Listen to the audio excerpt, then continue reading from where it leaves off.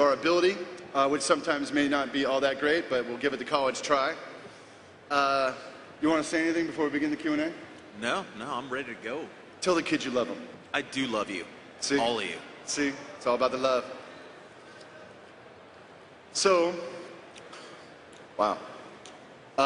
Yeah, we can probably get going with the Q&A at your leisure. Yeah, let's line up. Go, go, go. Yo, I have a question about kind of quests and lore. Do you guys ever plan to do something again on the scale of AQ and the gates of that? Cross-faction, that whole, I guess, it was just a very different kind of quest and lore that scaled like just beyond your quest. Like the whole build-up event? Oh yeah, I got to see the AQ gates open on my server, and that was really cool, and there's just never been anything else like it.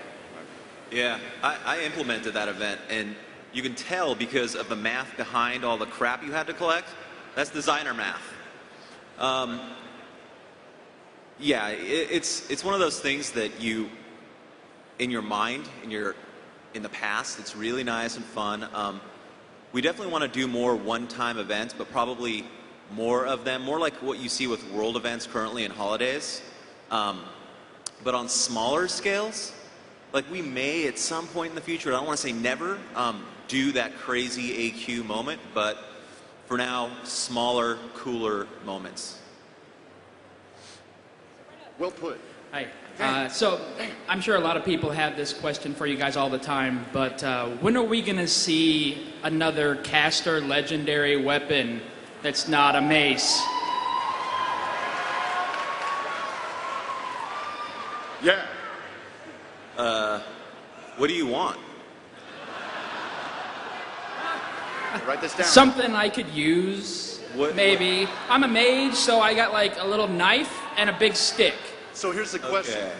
What would make you happy? An answer that's not never.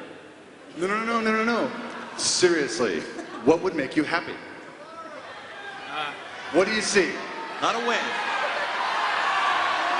A stick! The big stick, how about that? A big stick. All right. Greg Street, you out here somewhere? Someone take notes? Staff, you got it. It's coming.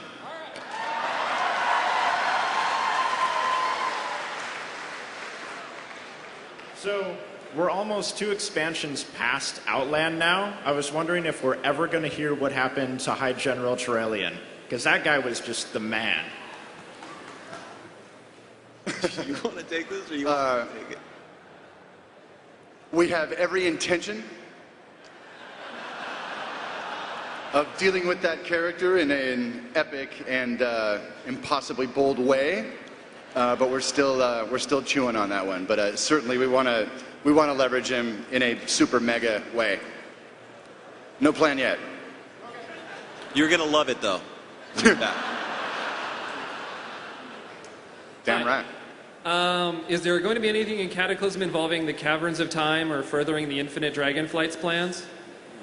Alex? Don't say it. You can count on it. Yeah. Something. And it's so badass. Oh, it is. It's pretty ridiculous in a good way. I'm a big fan of the Sourfangs, but I've never been able to find out what clan they were from. I was also wondering if Thura was ever going to be in-game. Which one? That's what I heard. Which? Blackrock. Oh. Blackrock is what Chris says. Could be Blackrock. Sure?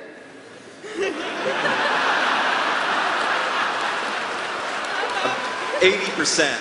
Oh, it's BlackRock. Not 100%. As of 3 seconds ago, it's BlackRock.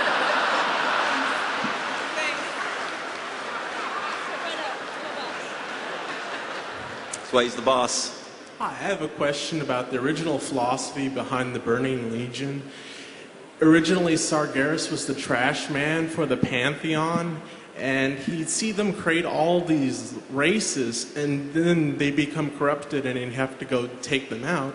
And then he came up with the philosophy that all life is evil.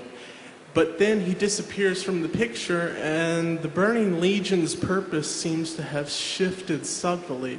Is the original philosophy behind the Burning Legion that all life must be exterminated, or has Kil'jaeden shaped the Legion into his own engine of conquest?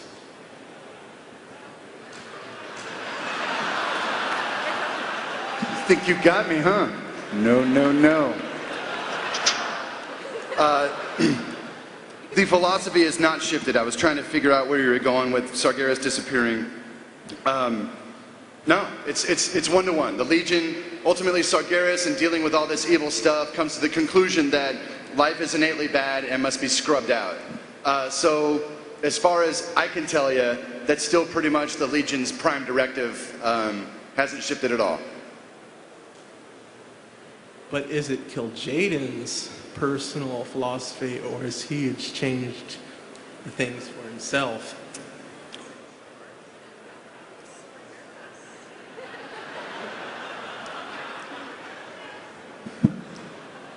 I think it is his philosophy.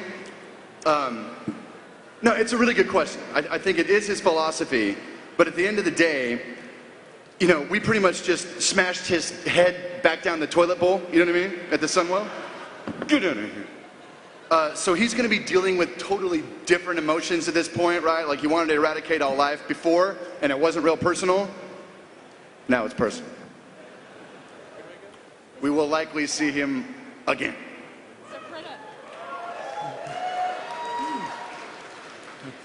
Hi.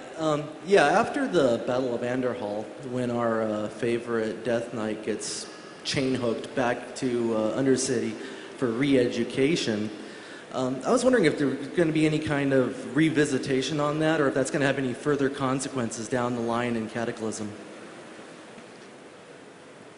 So the Forsaken storyline is a complex one. I think you guys have seen a lot of changes happen in Cataclysm, as in the Forsaken have a more cohesive, coherent storyline and identity. What you saw happen to Kultira, will we come back to it? Yeah, probably. I mean, we want to use Kultira, we want to use Thessarian, and so absolutely, we'll see that somewhere. Hey, so for the Clism, you haven't touched any updates on Kulturas in ages, and I mean, there's a lot of water themes. The world is messed up. You raided all the continents, but no Kulturas. What up? Well, we gotta save something, right? There's some things out there that you'll see eventually, but that time isn't now. Man, if you eat all your candy Halloween night, you're gonna get a tummy ache. Yeah. Slow. But we will deal with Kultiras in the looming future. With Stromguard, so if there are any of those questions, have a seat. No, I'm kidding. Hi. So for the story contest, I wrote a story, essentially my theory of what might have happened to Kael'thas between the Frozen Throne and the Burning Crusade. And I was just kind of curious, what's your take on it? How did he go from, you know, a well-intentioned leader to a pawn of the Burning Legion? Computing. It was Mickey's novella. Dealt with a lot. We actually, I don't want to spoil it, but actually a number of years ago, one of our lead writers in the creative development department, a guy named Mickey Nielsen, actually wrote like a novella, like an 80-page kind of novella about exactly that, and it's bitchin'. And we've been struggling to figure out like where to publish it, where to put it out. And I would like to put that out at some point because it answers much of that and it's really good. So I don't want to spoil it for you, but we'll commit to putting that out.